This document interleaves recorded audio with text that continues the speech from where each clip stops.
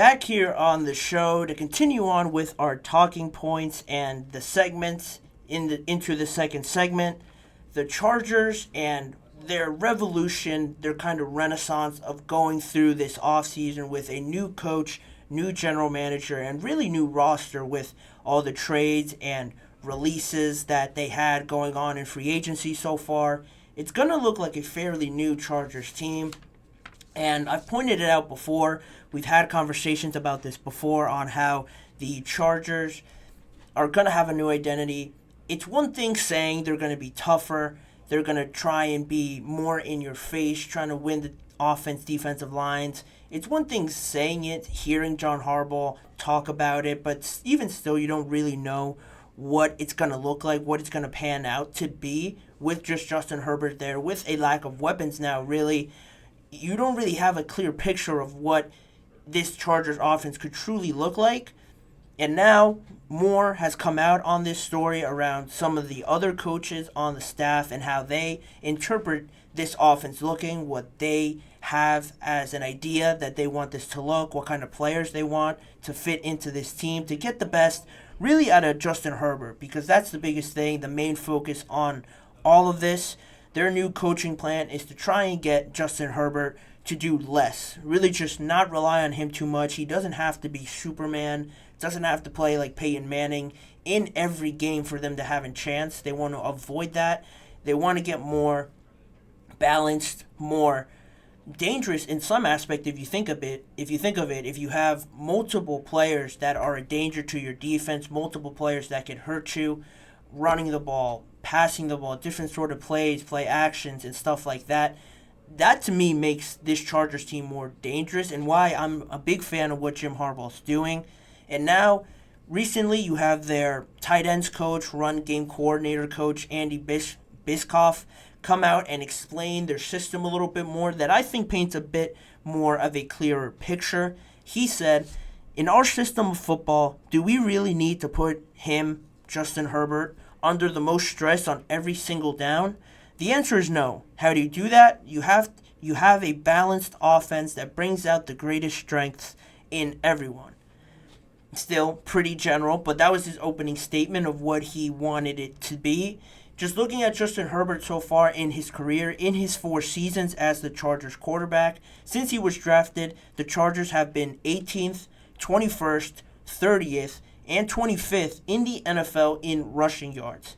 They've been no better than 18th. That's the highest they've been, and I don't think anybody watching or that has seen the Chargers would consider that elite, game-changing, and really a factor at all, really. If you're 18th, you're not really affecting the defense as much as you would want with your running game. Not to say that they haven't had great players there, with Austin Eckler being their most recent runner.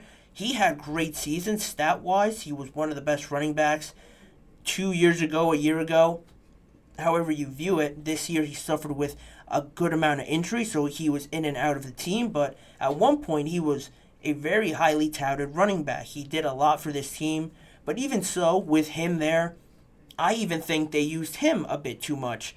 To some extent, they overused him, and now you kind of see the repercussions of that and how injured he was, in and out of the lineup he was. The mileage on him was overused, and he really was almost run into the ground.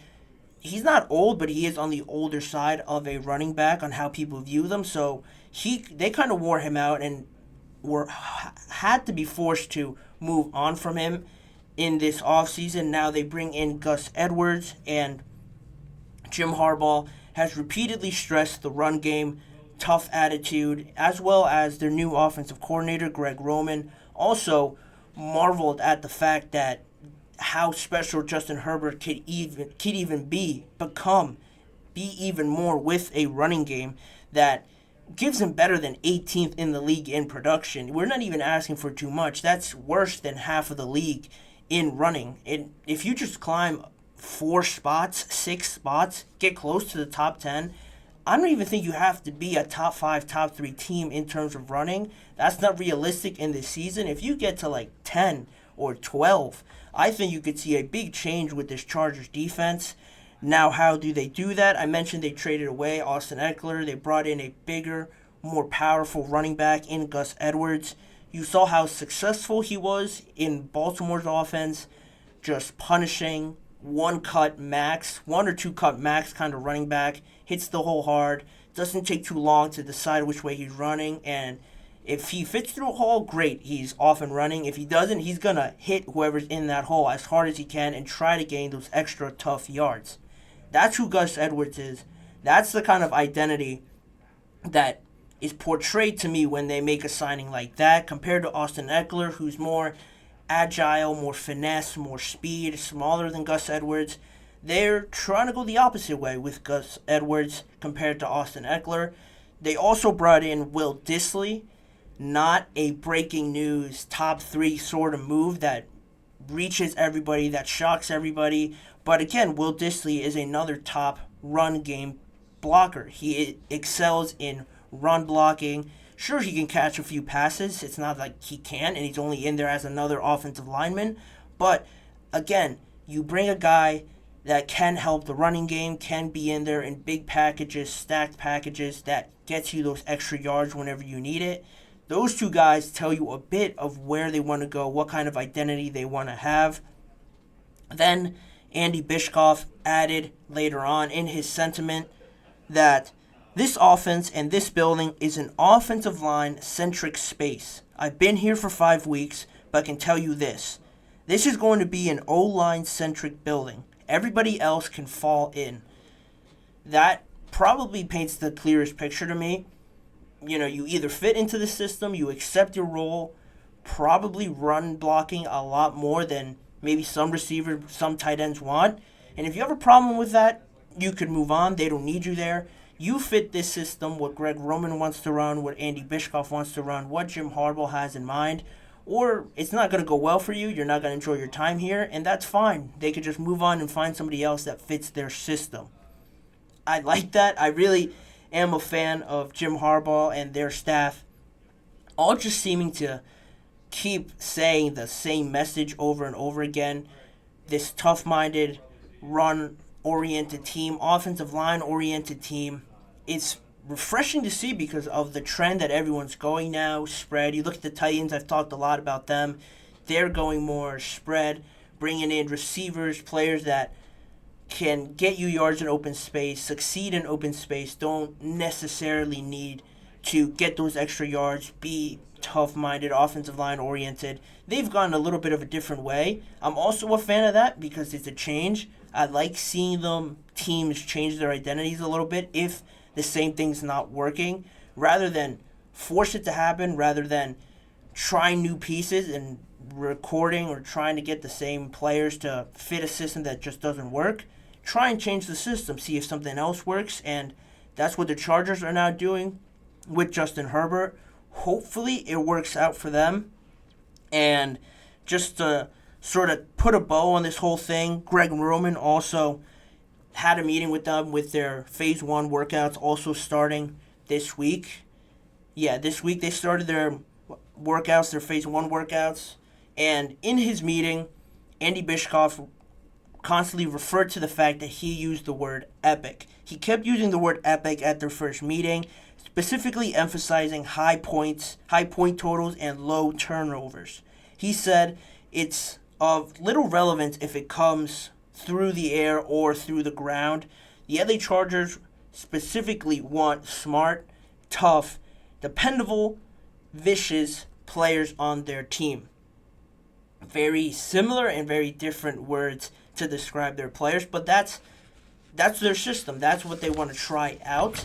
Of course, I say try because, this could, in reality, not work out for them with their personnel that they have right now. But it is refreshing to see. It's already sounding very different from what they had with Justin Herbert. Like I mentioned, even very different than what they had with Phillip Rivers. If you remember back then in the old days with Phillip Rivers, that he also always used to just always pass, it seemed like, and it was always just pass, rely on Phillip Rivers. The narrative around Phillip Rivers is that he never reached his potential in that 2004 class with Ben Roethlisberger, Eli Manning.